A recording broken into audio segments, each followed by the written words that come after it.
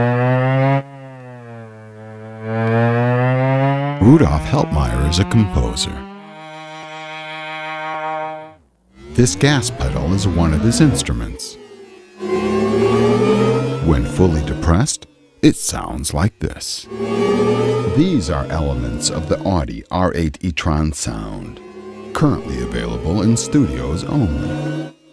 We had to convince a lot of people that we have to develop something completely new. Helpmeyer creates the sound of the future for Audi in the lab. He is currently working on the Audi R8 e-tron supercar.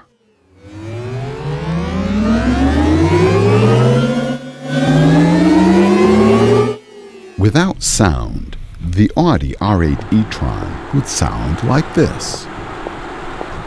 Nothing. Just tire and wind noises. What follows is pioneer work made by Audi. We started developing the first sound steps 3-4 years ago. The problem is you don't have any tool you can buy on the market. You have to develop the hardware, you have to develop the software, and you have to find a great sound for the car. And this took us more than 3 years. Audi acoustics engineers have meanwhile succeeded in giving the R8 e-tron a sound that clearly identifies it as an electronic vehicle, while at the same time underscoring its sporty character.